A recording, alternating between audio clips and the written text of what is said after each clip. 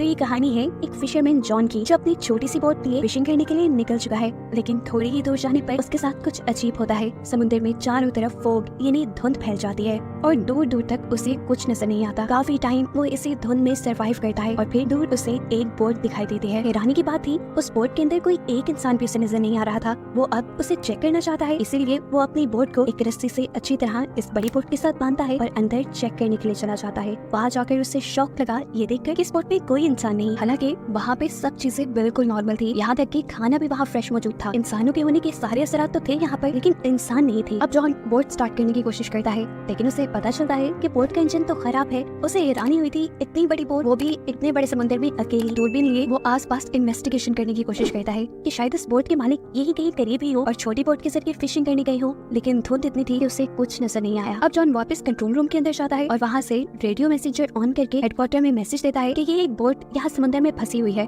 अगर कोई मुझे सुन रहा है तो प्लीज मुझे जवाब दे। ये सब करने के बाद उसने फैसला कर लिया था कि वो तो अपनी ही बोट में जाएगा। और जैसे ही वो ऊपर आया तो ये देखकर हैरान हो गया कि उसकी बोट वहाँ से गायब हो चुकी थी। हालांकि उसने बोट को अच्छी तरीके से बांधा भी था। उसकी अपनी बोट के गायब होते ही एक और अजीब काम उसके साथ ये हुआ कि यहाँ से सारी धुंध भी हट गई, आसमान बिल्कुल साफ हो गया। दोपहर का वक्त था, वो अब इसी शिप में वापस आ गया। अब क्योंकि वो खुद इस बोट में फंस चुका था, इसलिए वो मैप के जरिए अपना रास्ता ढूंढने की कोशिश करता है और ये पता चलाने की कोशिश करता है कि अब वो है कहाँ और उसे अपने घर वापस जाने के लिए कौन सा रास्ता लेना होगा। मसला एक और भी था ना, इस बोट का इंजन भी खराब था। अगर उसे अपनी जान बचानी थी तो किसी तरह इस बोट को चलाना था। वो अब इंजन ठीक करने की कोशिशों में लग जाता है। इसी बोट से टूल बॉक्स ढूंढता है और थोड़ी ही देर की कोशिश के बाद वो इसके इंजन को ठीक करने में कामयाब हो भी गया। ये उसके लिए बहुत बड़ी अचीवमेंट थी। अब बोट काम कर रही थी, वो इस बोट को कहीं भी ले जा सकता था, लेकिन रास्ता तो समझ आए, इसलिए वो दोबारा कंट्रोल रूम से कांटेक्ट करता है, लेकिन कोई भी उसे जवाब नहीं देता। फिर बेचारा दोबारा ऊपर आ जाता है और ऊपर आते ही उसे वॉशरूम जाने की जरूरत पड़ जाती है। कोई देख तो रहा नहीं था उसे, नीचे जाने के बजाय वो समंदर में ही काम करने का डिसाइड करता है। लेकिन तभी अचानक कोई उसे पीछे से धक्का दे चुका था, जिसकी वजह से वो गिर गया।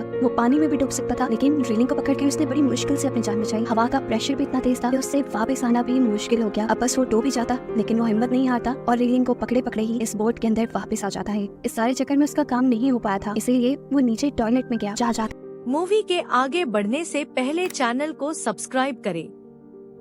किसी ने जोर से उसका दरवाजा बंद कर दिया। इस चीज पे जॉन ने ज्यादा ध्यान नहीं दिया क्योंकि उसे लगा था शायद हवा के प्रेशर की वजह से बंद हुआ है। लेकिन जैसे ही वो फारिग होकर पीछे मुड़ा तो दरवाजा लॉक था, वो भी बाहर से। अब इस दरवाजे को वो हर जगह से खोलने की कोशिश करता है, अपने पॉकेट से कॉइन निकाल कर खोलने की भी कोशिश करता है, लेकिन ये चीज कामयाब नहीं हुई। उसका दिमाग खराब होता जा रहा था। उसे लगने लगा कि कोई शिप में है जो उसके साथ एक गंदी गेम खेल रहा है और उसे टॉर्चर कर रहा है। वो जोर जोर से चिल्लाने लगा, प्लीज जो भी हो खोल दो ये दरवाजा, मैं यहाँ किसी चोरी के मकसद से नहीं आया था, मेरा यकीन मानो, मैं तो सिर्फ चेक करने आया था। उसका इतना सब कुछ कहने के बावजूद भी किसी ने उसकी बात का कोई जवाब नहीं दिया। अब उसे जो भी करना था खुद ही करना था। वो यहाँ कैबिन खोलता है तो एक शॉकिंग चीज उसे ये दिखाई देती है कि कैबिन के अंदर खून लगा था। थी तो ये डरा देने वाली बात, लेकिन वो ध्यान नहीं देता और यहाँ से कैंची निकाल कर दोबारा दरवाजा खोलने की कोशिश करता है और एक और मर्तबा नाकाम हो जाता है। अब ये बोट भी लगातार चल रही थी, जॉन उकता चुका था। अचानक उसे ऊपर विंडो दिखाई देती है, जिस विंडो से निकल कर वो आसपास देखता है तो दूर उसे कार्गो शिप आती दिखाई देती है। उसने देखा कि कार्गो शिप की डायरेक्शन बिल्कुल उसकी शिप की तरफ है। अगर कार्गो शिप यहाँ आई तो उसकी शिप तबाह हो जाएगी और वो मर जाएगा।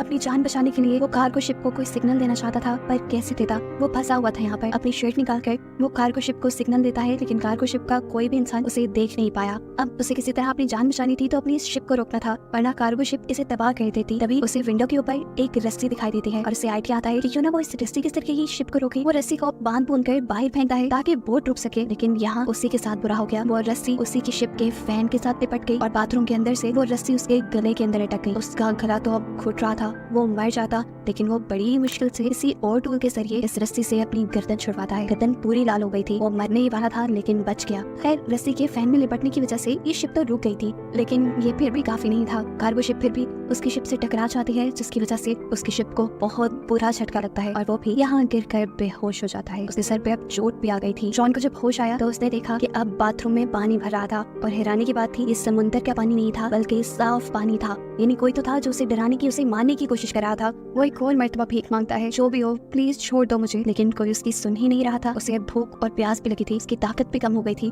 पानी पीने के लिए वो वॉशरूम का ही शॉवर यूज करता है तो देखता है कि पानी खत्म हो चुका था। न चाहे वो जब फर्श से पानी उठाकर पीने लगता है तो उसे पता चला कि अब वो जान गया कि उसकी बोट के अंदर कोई होल हो गया है, कोई सुराख हो गया है जिससे समुद्र का पानी बोट के अंदर आ रहा है और अब जल्दी ये बोट डूब जाएगी। वो दोबारा कोशिश करता है इस दरवाजे को खोलने की, लेकिन ऐसा लग रहा था कि किसी ने दरवाजा बाहर से बंद किया हुआ है। रात भी हो चुकी थी और जब बोट के ऊपर का सीन दिखाया जाता है तो पता चलता है कि इस बोट को कोई चला रहा था जो इनविजिबल है, नजर नहीं आ रहा, जरूर वो कोई इवल क्रिएचर है। पानी भी भर भर के काफी ऊपर आ गया था और इसी सदमे में जॉन को नींद भी आ गई। रात हुई तो समुद्र में तूफान आ गया। तूफान की वजह से बोट का भी बहुत नुकसान हुआ और जॉन को भी बहुत चोट आई। सुबह जब उसकी आंख खुली तो पानी का लेवल इतना बढ़ चुका था कि सिर्फ उसका चेहरा ही बाहर था। अब तो उसने मान लिया था कि वो थोड़ी देर में मर जाएगा, लेकिन तभी उसे क्लिक की आवाज आई और जैसे ही उसने हैंडल घुमाया तो दरवाजा खुल चुका था। पानी के प्रेशर की वजह से दरवाजा टूटकर बाहर की तरफ गिर जाता है और ऐसे जॉन को यहाँ से रिहाई मिल जाती है। सबसे पहले वो बोट के ऊपर जाता है और ताज़ा हवा में सांस लेता है क्योंकि नीचे ऑक्सीजन लेवल बहुत ज्यादा कम हो चुका था। अब वो जान गया था कि यहाँ पे जो कोई भी है वो उसे हर हाल में टॉर्चर करना चाह रहा है। इससे ज्यादा वो टॉर्चर बर्दाश्त नहीं कर सकता। साथ ही नीचे बोट में पानी भी भर रहा था। वो जानता था ये बोट कभी भी डूब जाएगी। फैसला तो उसने कर लिया था कि वो यहाँ रहेगा नहीं, इसीलिए उसके दिमाग में एक आइडिया आता है। वो इसी शिप से एयर बैग्स लेता है और नीचे जो चीजों को आपस में बांधकर अपने लिए एक छोटी सी राफ्ट बनाता है ताकि वो इसके जरिए यहाँ से भाग सके। लेकिन कुछ और चीजें भी तो जरूरी थी। वो इस राफ्ट को चलाता कैसे? सारी चीजों का इंतजाम वो इसी बड़ी बोट से करता है। यहाँ तक खाने पीने की चीजें भी वो यहीं से लेता है और फिर इस बोट से उतर जाता है। फाइनली अब वो अपनी राफ्ट में आ गया था। जब वो चलाते चलाते वो बहुत ही मेहनत से आहिस्ता आहिस्ता आगे जा रहा था और ये बड़ी बोट उसके सामने ही खड़ी थी।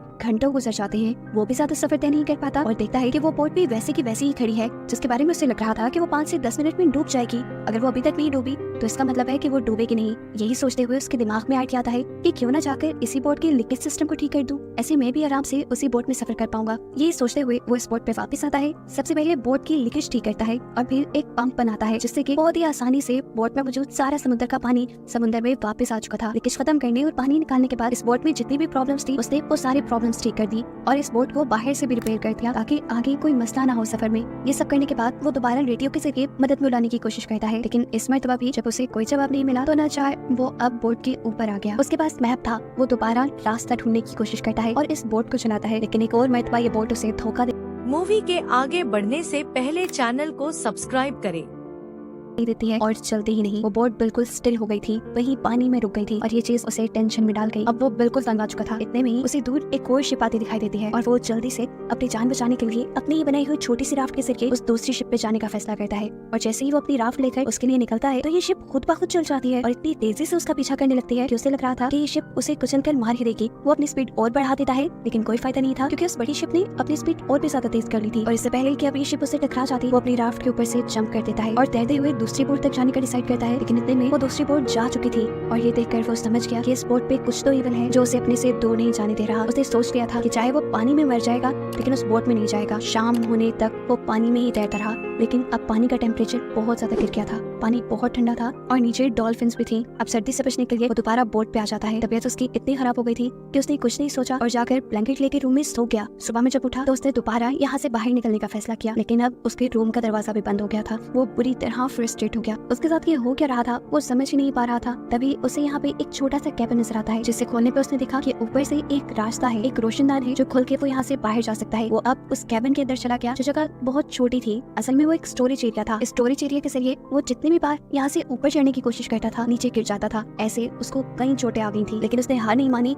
और दोबारा ऊपर चढ़कर उस रोशनदान को खोलने की कोशिश की, लेकिन वो भी बिल्कुल नहीं खुल पाया। उससे ऐसा लग रहा था जैसे वो सील हो गया हो। इस जगह का ऑक्सीजन लेवल भी बहुत कम हो गया था। कैबिन का दरवाजा भी नहीं खुल रहा था जिससे वो रूम में वापस चला जाए। एक और मरतबा उसने ये बात मान ली थी कि वो मर जाएगा ऑक्सीजन की कमी से। इससे पहले कि वो बेहोश हो जाता दोबारा क्लिक की आवाज आती है और कैबिन खुल जाता है। कैबिन के खुलते ही वो फौरन बोट से बाहर आया। जहाँ आने पर उसने देखा कि बोट एक छोटे से आइलैंड पे आ रही थी और ये देखकर उसे हौसला हुआ। उसकी सांस में सांस आई कि चलो अब इस इवल बोट से तो जान छूटेगी। बोट जैसे ही आइलैंड के किनारे पे पहुंचती है जॉन भी फौरन इस बोट से उतर जाता है। उसे लग रहा था कि इसी आइलैंड पे कोई इंसान है जो उस बोट को कंट्रोल कर रहा था और जॉन को टॉर्चर कर रहा था। करीब पड़ा उसने एक रॉड उठा लिया उस आदमी को मजा चखाने के लिए, लेकिन जैसे जैसे उसने इस आइलैंड को एक्सप्लोर किया तो वो शॉक रह गया कि इस आइलैंड पे तो इंसान का नामो निशान नहीं था। एक और मर्तबा परेशान होकर वो इस आइलैंड से जब बाहर निकला तो एक नए मंजर ने उसे परेशान कर दिया। वो बोट जो उसे यहाँ लेकर आई थी अब उसी के सामने वो दोबारा चल रही थी, जैसे वो अपना एक दूसरा शिकारी ढूंढने जा रही हो। और ये देखते हुए जॉन को 100% यकीन हो गया कि उस बोट का और इस आइलैंड का कंट्रोल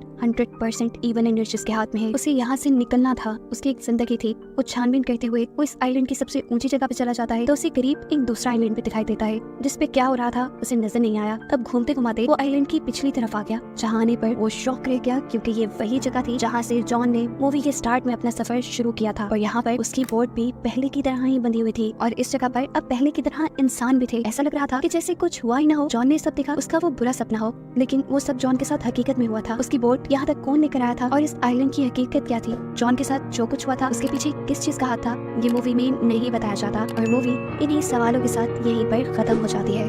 मूवी पसंद आई तो लाइक करे, कमेंट करे, चैनल को सब्सक्राइब करना ना भूले।